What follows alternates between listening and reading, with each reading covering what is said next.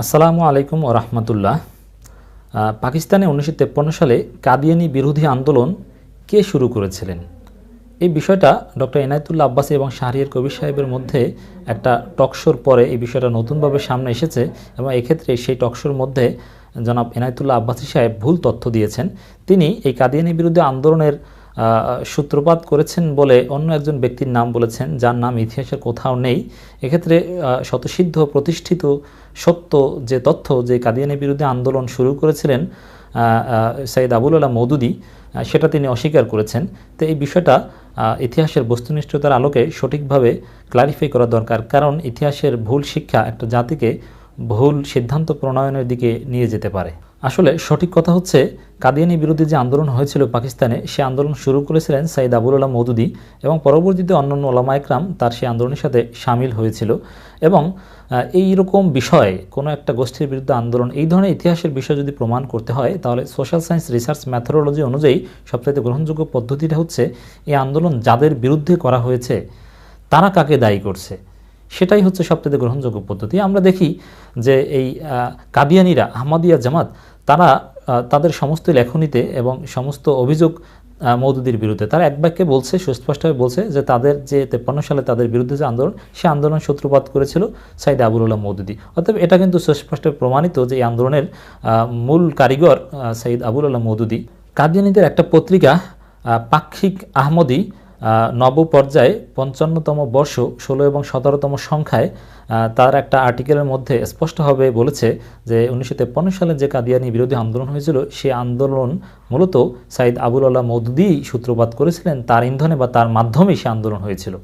এবং 1953 সালের 21শে ডিসেম্বর খাজা নাজিমউদ্দিন আইন পরিষদে কাদিয়ানীদেরকে সংখ্যালঘু হিসেবে চিহ্নিত করার জন্য বা স্ট্যাটাস দেওয়ার ক্ষেত্রে যে সংশোধনী প্রস্তাব আনা হয়েছিল, সেই সংশোধনী প্রস্তাব পাকিস্তান আইন পরিষদের দলিলপত্রে যেটা পাওয়া যায়, সেটা কিন্তু মওদুদী সাহেবের পক্ষেই করা হয়েছিল। এর মানে আইনি বিষয়টাও কিন্তু ইতিহাসের রেকর্ডে মওদুদী সাহেবের পক্ষ বা মওদুদী সাহেবকেই কিন্তু স্থান দেওয়া হয়েছে, যেটা খাজা নাজিমউদ্দিন আইন পরিষদের রেকর্ডের মধ্যে পাওয়া যায় এবং আইনি সংশোধনের মধ্যে পাওয়া যায়। এবং সেই মওদুদী সাহেবদের প্রস্তাবনার ফলশ্রুতিতে 1974 সালে কাদিয়ানীদেরকে সংখ্যালঘু হিসাবে কিংবা অমুসলিম হিসাবে পাকিস্তানে ঘোষণা করা হয়েছে।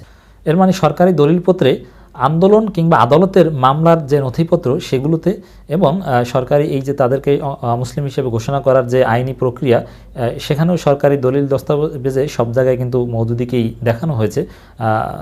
আব্বাসী সাহেব যার নাম বলেছেন, তার নাম ইতিহাসের কোথাও নেই। এটা তিনি মিথ্যা বলেছেন, ভুল বলেছেন, আন্দাজে বলেছেন। এবং সেই 53 সালের দিকে তখনকার সময় জামাত ইসলামীর 9 দফা একটা আন্দোলন ছিল। সেই 9 দফার 9ম দফা ছিল মূলত এই কাদিয়ানীদেরকে অমুসলিম ঘোষণা করা বা সংখ্যালঘু ঘোষণা করা। এটা কিন্তু অন্য কোনো রাজনৈতিক দলের সেরকম দফাভিত্তিক রাজনৈতিক আন্দোলনই ছিল না। এর মানে রাজনৈতিক আন্দোলন, সামাজিক আন্দোলন, ধর্মীয় আন্দোলন সব কিছুর কেন্দ্রবিন্দুই ছিল কাদিয়ানী বিরোধীদের সাথে জামাত ইসলামী। এটাই হচ্ছে ঐতিহাসিক প্রমাণিত সত্য কথা।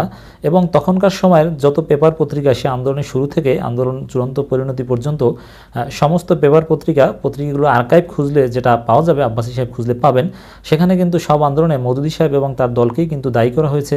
যারা এই কাদিয়ানী আন্দোলনকে ক্রেডিট হিসাবে নেন, তারাও মূলত মওদুদী সাহেবকেই এই আন্দোলনের ক্রেডিট দিতে বাধ্য, এবং যারা এই আন্দোলনকে সমালোচনা করেন তারাও, তাদের দৃষ্টিতেও কিন্তু মওদুদী সাহেবই দায়ী। এবং বাংলাদেশের দৈনিক প্রথম আলোতে 2014 সালের 3 মার্চ জামাত ইসলামের বিরুদ্ধে একটা কলাম লেখা হয়। সেখানেও কিন্তু বস্তুনিষ্ঠ ইতিহাসের রেফারেন্স সহ কাদিয়ানী বিরোধী যে আন্দোলন হয়েছিল তার জন্য মওদুদীকেই এক বাক্যে দায়ী করা হয়েছে। এবং বিবিসি, CNN সহ বিভিন্ন ইন্টারন্যাশনাল গ্রহণযোগ্য গণমাধ্যমে এই বিষয়ে যতগুলো পর্যালোচনা হয়েছে কাদিয়ানী বিরোধী আন্দোলন, সবগুলোতে কিন্তু মওদুদীকেই এক কথায় দায়ী করা হয়েছে।